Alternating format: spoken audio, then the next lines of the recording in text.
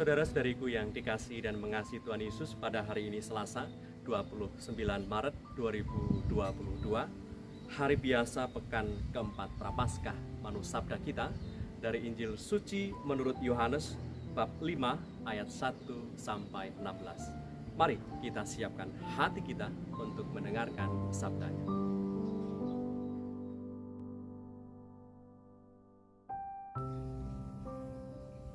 Pada hari raya orang Yahudi, Yesus berangkat ke Yerusalem. Di Yerusalem, dekat pintu gerbang domba, ada sebuah kolam yang dalam bahasa Ibrani disebut Betesda. Ada 5 serambinya. Dan di serambi-serambi itu berbaring sejumlah besar orang sakit, orang-orang buta, orang-orang timpang, dan orang-orang lumpuh yang menantikan goncangan air kolam itu. Sebab sewaktu-waktu turun malaikat Tuhan ke kolam itu dan menggoncangkan air itu. Barang siapa yang terdahulu masuk ke dalamnya, sesudah goncangan air itu menjadi sembuh apapun juga penyakitnya. Di situ ada seorang yang sudah 38 tahun lamanya sakit.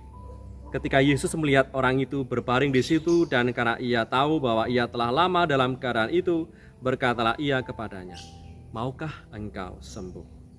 Jawab orang sakit itu kepadanya, "Tuhan, tidak ada orang yang menurunkan aku ke dalam kolam itu bila airnya mulai goncang, dan sementara aku menuju ke kolam itu, orang lain sudah turun mendahului aku." Kata Yesus kepadanya, "Bangunlah, angkatlah tilammu dan berjalanlah." Dan pada saat itu juga sembuhlah orang itu, lalu ia mengangkat tilamnya dan berjalan. Tetapi hari itu hari Sabat. Karena itu orang-orang Yahudi berkata kepada orang yang baru sembuh itu, "Hari ini hari Sabat dan tidak boleh engkau memikul tilammu." Akan tetapi ia menjawab mereka, "Orang yang telah menyembuhkan aku, dia yang mengatakan kepadaku, angkatlah tilammu dan berjalanlah." Mereka bertanya kepadanya, "Siapakah orang itu yang berkata kepadamu, angkatlah tilammu dan berjalanlah?" Tetapi orang yang baru sembuh itu tidak tahu siapa orang itu, sebab Yesus telah menghilang ke tengah-tengah orang banyak di tempat itu. Kemudian Yesus bertemu dengan dia dalam bait Allah lalu berkata kepadanya, "Engkau telah sembuh, jangan berbuat dosa lagi, supaya padamu jangan terjadi yang lebih buruk." Orang itu keluar lalu menceritakan kepada orang-orang Yahudi bahwa Yesuslah yang telah menyembuhkan dia.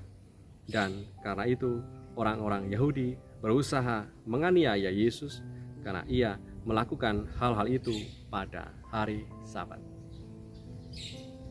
Demikianlah sabda Tuhan. Terpujilah Kristus.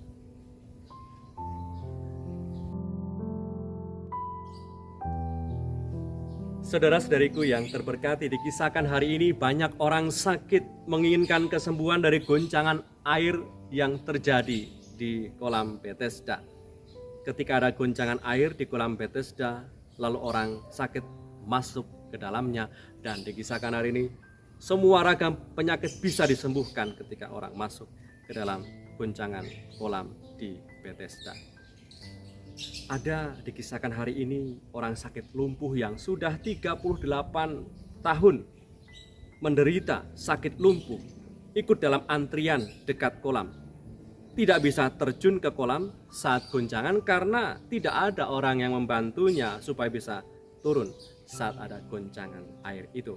Maka melihat keterbatasan itu, Yesus menawarkan bantuan, menawarkan kuasa keilahiannya, menawarkan kesembuhan kepada orang yang sakit lumpuh 38 tahun itu dengan mengatakan, "Maukah engkau sembuh?" Tetapi jawab orang itu, "Tuhan, tidak ada orang yang menurunkan aku ke dalam kolam itu bila airnya mulai goncang, dan sementara aku menuju ke kolam itu, orang lain sudah turun mendahului aku."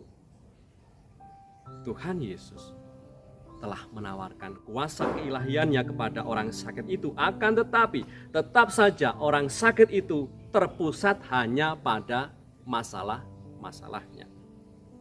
Itulah yang seringkali menjadi gambaran hidup kita, saudara-saudariku yang terberkati, di mana kita sering mengalami waktu dan tenaga kita habis pada masalah dan ragam upaya untuk mengatasi masalah itu. Hari ini sabda Tuhan mengajak kita untuk ingat kembali bahwa pusat perhatian kita tetap kepada Tuhan Yesus yang oleh karenanya, oleh karena kuasanya kita percaya bahwa kita bisa mengurai kesulitan dan masalah, serta kita bisa mengatasi tiap ragam kesulitan yang sedang kita hadapi. Marilah berdoa. Dalam nama Bapa dan Putra dan Roh Kudus. Amin. Tuhan Yesus, kami bersyukur atas hari baru yang masih Engkau percayakan lagi kepada kami. Hari ini Engkau mengajari kami agar bisa mempunyai sikap iman yang total kepadamu oleh karena kuasa-Mu yang begitu luar biasa dan dahsyat. Kami percaya bahwa kami bisa menjalani hari ini dengan baik dan mengatasi ragam macam kesulitan yang ada dalam terang hikmat-Mu. Sebab Engkaulah Tuhan dan penyelamat kami, yang hidup dan berkuasa bersama Bapa dalam persekutuan Roh Kudus sepanjang segala masa. Amin. Berkatalah yang Maha Kuasa turun atas kita semua. Bapa, Putra, dan Roh Kudus. Amin.